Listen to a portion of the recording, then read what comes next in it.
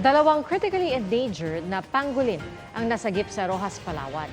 Nakumpiska ang mga yan mula sa dalawang lalaking naharang sa Barangay Magara kaninang pasado tanghali. Naharap ang dalawang lalaki sa reklamong paglabag sa Wildlife Resources Conservation and Protection Act na nagbabawal sa panguhuli, pagbebenta at pagpatay sa mga pangolin. Critically endangered o nanganganib ng maubos sa mga pangolin ayon sa International Union for Conservation of Nature. Wagi via knockout sa kanyang homecoming fight si Pinoy Olympic boxer Yumir Marshall. Ano naman kaya ang kanyang plano para sa Paris Olympics? Alamin sa pagtutok ni Nico Wahe.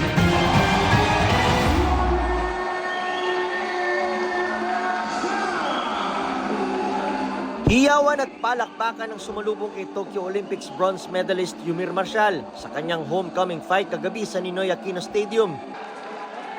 Kalaban niya ang Thai boxer na si Tued Saxinam. Bagamat nakangiti pagpasok ng ring ang tubong Zamboanga City na si Yumir, iba na ang naging timpla pagtunog ng bell. Sa unang round, tila nakikiramdam lang si Yumir. Bumibitaw ng paisa-isang jab at sinusubukan din ang lakas ni Sinam. Pagdating ng second at third round, tuluyang kumonekta ang mga mabibigat na jab at straight ni Yumir. Mas agresibong Yumir ang nakita pagdating ng fourth round. Sumubok namang sumagot si Sinam hanggang sa isang left uppercut ang pinakawalan ni Marshall. Hindi na nakatayo si Sinam at kinailangan na ng oxygen. Nananatiling walang talo si Yumir sa kanyang professional career na may 5 wins. 3 dyan ay knockout. Plano ng coach namin, huwag namin hanapin yung knockout kasi yung knockout darating lang yon. Sabi ko, maintain ko lang yung jab ko and then darating talaga na sa time na matatamaan ko din siya yung sa uppercut. Malaking bagay raw itong homecoming fight para sa kanyang preparasyon para sa Paris Olympics. Ayon kay Yumir, magpapahinga lang siya ng kaunti at saka lilipad sa Abril patungong Amerika para ipagpatuloy ang kanyang pagsasanay. Tuloy-tuloy na yan hanggang sa mag-Paris Olympics. Para sa GMA Integrated News, ako si Nico Wahe. Takatutok, 24 oras. Isa sa mga dinarayo tuwing Semana Santa ang Antipolo. Hindi lang para sulitin ang bakasyon sa ilang atraksyon doon, kundi para magdasal at mangilin sa tradisyonal na alay lakad. Ngayong linggo ng Palaspas, maraming nagsimba sa International Shrine na Antipolo Cathedral. At nakatutok doon live si Darlene Can. Darlene? Pia, ngayon yung opisyal na pagsisimula ng Semana Santa o Holy Week, kaya katulad ng nakikita nyo rito, talagang dagsa yung mga debotong dumayo dito sa Antipolo Cathedral. Mula pa kanina, ganyan na yung sitwasyon dito at marami sa kanila, dito na lang nakikinig ng misa sa labas ng simbahan dahil nga sa sobrang dami ng tao. Abot hanggang labas ng simbahan ang dami ng debotong dumalo sa Palm Sunday Mass sa Antipolo Cathedral o National Shrine of Our Lady of Peace and Good Voyage. Kasi parang feeling ko pag dito nagsimba, parang blessed na blessed. Nataon ding bukas ang unang anibersaryo ng opisyal na paghirang ng Vatican sa katedral bilang international shrine na kauna-unahan sa Timog Silangang Asya at ikatlo sa buong Asya. Sobra yung preparation natin ngayong Holy Week kasi sa pagiging international shrine, napansin namin, simula pa noong January, mas marami na yung mga taong umakyat dito sa Antipolo. Mayaman din ang Antipolo sa mga pwedeng mapuntahan pagkatapos magsimba. Siyempre, patok dito ang hinulugang taktak. Libreng ma-e-enjoy dito ang iba't ibang activities. Pwedeng tumulay sa mga puno sa canopy walk, tumayo sa ibabaw ng spider web, mag-rappelling at mag-wall climbing. Pwede rin namang mag-relax at magpa-picture lang sa pamosong talon. Actually po, first time ko po talaga. Siyempre po, happy po talaga ako, kasama ko rin yung family ko po. Destinasyon din ng Antipolo ng mga nag-aalay lakad tuwing mahal na araw. Mula alas 6 ng gabi sa Huwebes Santo hanggang alas 6 ng umaga sa Biyernes Santo, sarado ang ilang kalsada. Pwedeng dumaan ang mga sasakyan sa Circumferential Road, Sumulong Highway at Olalia Road. Habang may alay lakad, wala munang number coding scheme para sa mga tricycle sa lungsod.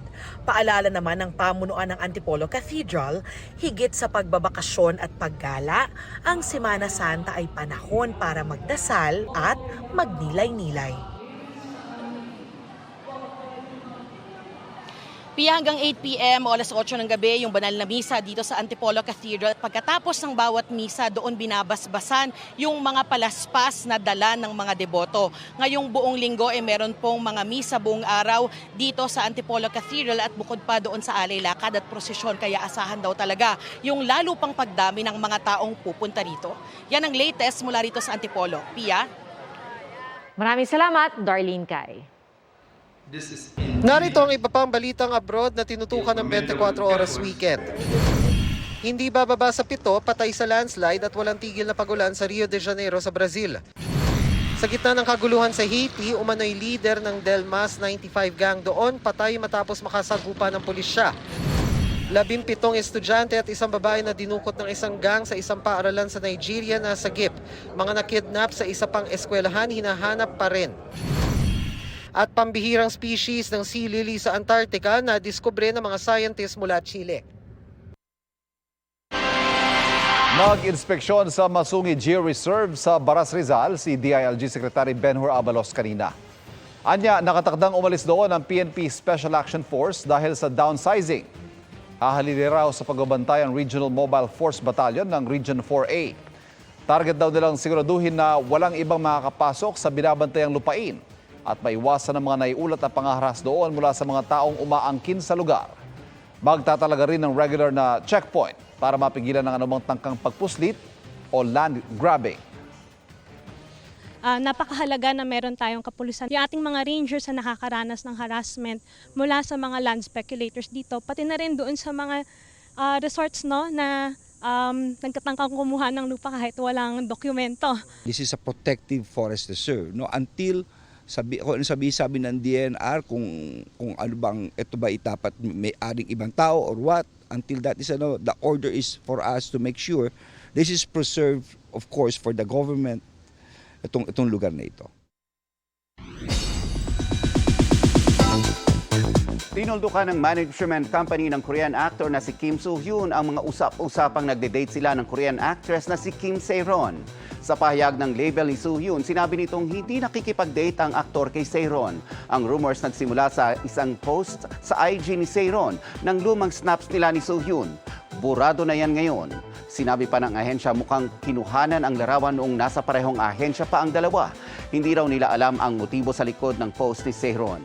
Magsasagawa rin daw sila ng legal action para matugunan ang mga malisyosong komento kay Soo-hyun.